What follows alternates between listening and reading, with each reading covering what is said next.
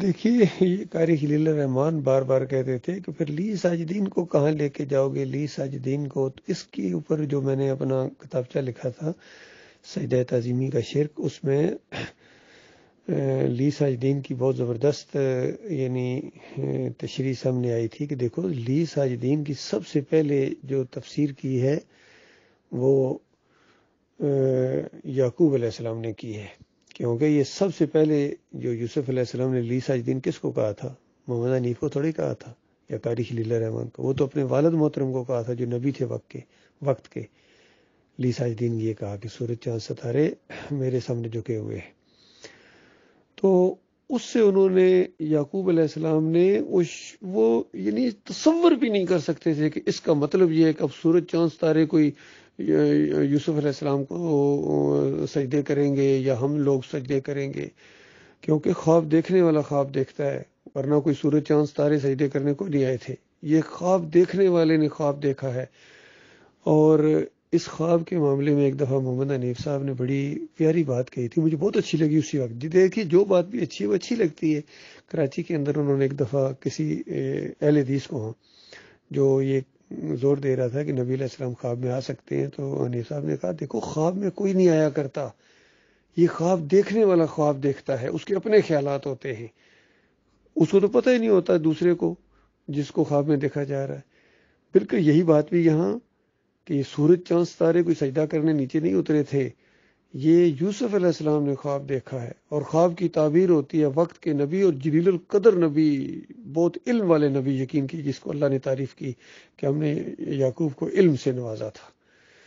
تو انہوں نے لی ساجدین کی تشریح کی ہے کہ میرے بچے اس کا یہ مطلب ہے، یعنی کوئی اور مطلب نہ سمجھ لینا، اس کا یہ مطلب ہے میرے بچے، اس طرح تشریح کر رہے ہیں. اور خالص اللہ کی وحی کی روشنی میں جو ہے وہ ایک تشریح کی ہے انہوں نے، کیونکہ ایک بات ایسی بتائی ہے جو بغیر وحی کے وہ ہو ہی نہیں سکتی. یہ جو بشارت ہوتی ہے نبوت کی کہ تجھے اللہ نبی بنائے گا، یہ کوئی نبی اپنی طرف سے نہیں کہہ سکتا ہے جب تک اللہ نہ بتائے کہ اس بچے کو، اس بندے کو نبی بنایا جائے گا. تو یہ انہوں نے لی ساجدین کی تشریح کی ہے. آگے بھی اور کہ اس طرح تیرے اوپر اللہ اپنی رحمتوں کی بارش کرے گا جس طرح ابراہیم علیہ السلام کے اوپر، اسحاق علیہ السلام کے اوپر، اور اس خاندان کو یعنی خاندان یعقوب علیہ السلام کو اللہ تعالیٰ بڑی فضیلت عطا فرمائے گا. تو اور تجھے باتوں کی تہ تک پہنچنے کا علم عطا فرمائے گا. باتوں کی تہ ہوتا ہے وزڈم، دانائی جسے کہتے ہیں. تو اس کو اس طریقے سے یعقوب علیہ السلام نے بیان کیا لی ساجدین کو. لیکن محمد حنیف نہیں مانتے، نہ ہی یہ قاری خلیل الرحمان مانتا ہے، نہ منور سلطان مانتا ہے، نہ ڈاکٹر عبداللہ مانتا ہے، نہیں مانتے ہیں، یہ اپنی بات چلاتے ہیں. تو بتائیے ہمارے لیے اب یہ ہے کہ ہم یعقوب علیہ السلام کی وہ بات جو اللہ نے ہمارے مالک نے نقل کی اس کو مانیں یا ان کی بات کو مانیں، ان کی مشرکانہ تشریح کو مانیں، اپنے مالک کی کتاب کو پیچھے کر دیں؟ یہ نہیں ہو سکتا ہے. پھر لی ساجدین کی جو تشریح ہے وہ اس دور کے ڈاکٹر مسعود الدین عثمانی نے جو کی ہے وہ بڑی زبردست کی ہے، اور اس سے پہلے امام بخاری بھی کر چکے ہیں.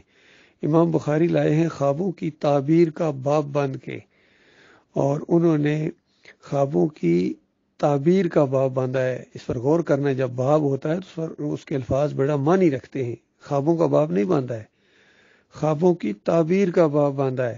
تو اس کے اندر 4 نمبر آیت لائے ہیں، پہلے خواب لائے ہیں، پھر اس کی تعبیر لائے ہیں 6 نمبر آیت امام بخاری رحمۃ اللہ علیہ. اور کیونکہ 6 نمبر آیت تو خواب نہیں تھی، وہ تو تعبیر ہے. پھر اس کے بعد 100 نمبر آیت لائے ہیں، اور 101 نمبر آیت لائے ہیں. یعقوب کیا نام ہے، یوسف علیہ کے زبان سے وہی الفاظ دہرائے ہیں امام بخاری رحمۃ اللہ علیہ نے.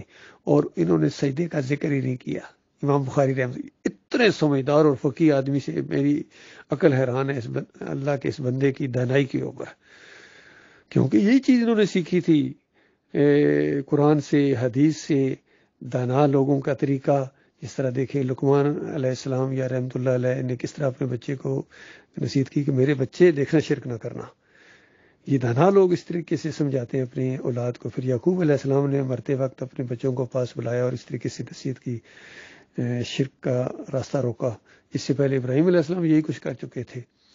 پھر نبی علیہ السلام کتنی وصیتیں کر کے اور کتنی نصیحتیں کر کے گئے ہیں شرک کے خلاف، اور پھر اس کے بعد ابو بکر صدیق نے کس طرح شرک کے دروازے بند کیے، ان کی بیٹی نے کس طرح شرک کے دروازے بند کیے، خود عمر بن خطاب نے اس درخت کو کھڑوا دیا کہ ابھی تو ٹھیک ہے لوگ، لیکن بعد والے تو پوچھنا شروع ہو جائیں گے۔ تو شرک کے دروازے بند کرنے والے لوگ ہوتے ہیں یہ سمجھدار لوگ۔ بالکل امام بخاری بھی رحمۃ اللہ علیہ انہی لوگوں میں شامل ہیں۔ انہوں نے اس سجدے کا ذکر ہی نہیں کیا اور 100 نمبر آیت کو آگے سے شروع کیا تاکہ کسی کے دماغ میں یہ چیز نہ آ جائے، راستہ بند کر دیا اس اللہ کے بندے نے۔ اور محمد حنیف کے لوگوں کا پورا زور اسی کے اوپر ہے کہ سجدہ خواب کی تعبیر ہے، کہتے ہیں سجدہ خواب کی تعبیر ہے۔ اور جب میرے سے اسلام آباد میں بات ہوئی اور زور دے کے انہوں نے کہا کہ دیکھو یوسف علیہ السلام نے کہا ابا جان یہ ہے میرے خواب کی تعبیر، تو میں نے کہا حنیف صاحب آپ کے اس انداز سے جس طرح انگلی نیچے کر کے آپ زور دے رہے ہیں، میں ایک سوال کرنا چاہ رہا ہوں کہ کیا آپ یہ کہنا چاہ رہے ہیں کہ یوسف علیہ السلام نے یہ کہا کہ ابا جان جو تعبیر آپ نے بتائی تھی وہ تو غلط ثابت ہو گئی، وہ نہیں ہے تعبیر بلکہ یہ ہے، یہ جو میں کہہ رہا ہوں؟ تو اللہ جانتا ہے محمد حنیف نے کہا کہ مفہوم کے لحاظ سے آپ یہ بات کہہ سکتے ہیں۔ استغفر اللہ استغفر اللہ استغفر اللہ۔ محمد حنیف کا حوصلہ دیکھے ہو، یہ ہوتی ہے ضد بازی، یہ ہوتی ہے متکبرانہ انداز، یہ ہوتے ہے ابلیسیت۔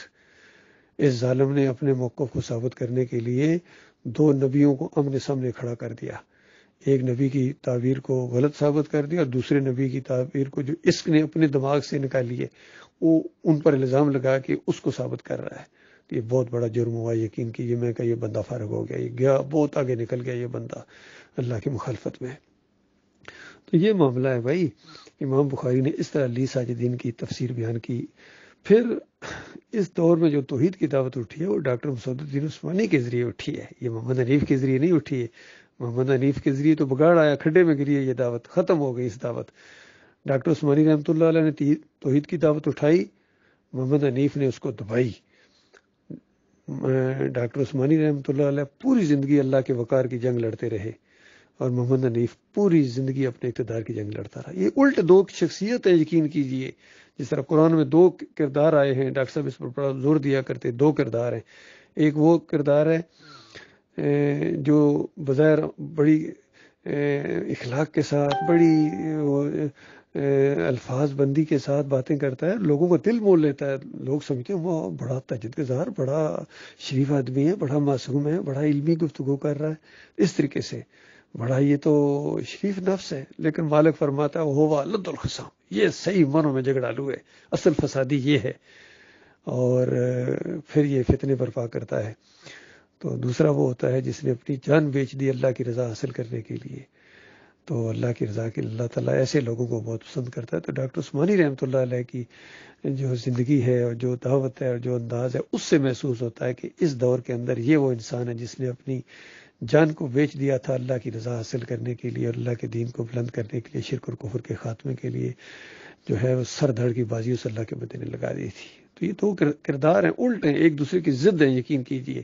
اور اسی میں سبق ہے لوگوں کے لیے کہ ایک ابلیس والا کردار ہے لوگوں جماعت والوں، اور ایک آدم علیہ السلام کی صحیح اولاد والا کردار، آدم علیہ السلام والا کردار ہے جو اللہ سے معافیاں مانگتا ہے، اللہ تعالیٰ کے سامنے جھکتا ہے اور اکڑ نہیں دکھاتا ہے۔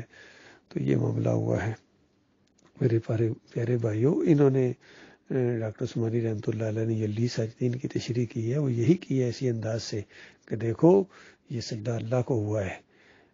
اس کی خواب کی تعبیر کا ایک انداز ہوتا ہے۔ پھر مثال بھی دی ڈاکٹر صاحب نے، دیکھو جس طرح 7 دبلی گائیں 7 موٹی گائیں کو کھا رہی تھی، تو مصر میں دبلی اور موٹی گائیں نہیں تھی، یہ تعبیر کا ایک انداز ہوتا ہے۔ اسی طریقے سے یہاں یوسف علیہ السلام کے لیے عزت اور احترام کا یہ ایک انداز ہے جو اللہ تعالیٰ نے اس انداز سے بیان کیا ہے، اور یعقوب علیہ السلام نے اس کی تشریح کی ہے کہ نہیں اللہ تعالیٰ تجھے پورے خاندان میں چنے گا، سارے گویا ہم تیرے انڈر آ جائیں گے۔ اور دیکھیے اسی طرح ہوا کہ مصر میں جا کے یوسف علیہ السلام کا حکم چلتا تھا مصر کے اندر، حالانکہ وقت کے 2 نبی ہیں، تو جس کا حکم چلتا ہے اس رعایا کے اوپر، سارے سسٹم کے اوپر، اس کی فضیلت زیادہ ہے یا دوسرے کی فضیلت؟ یوسف علیہ السلام کی زیادہ، سارا خاندان انڈر آ گیا بشمول یعقوب علیہ السلام کے۔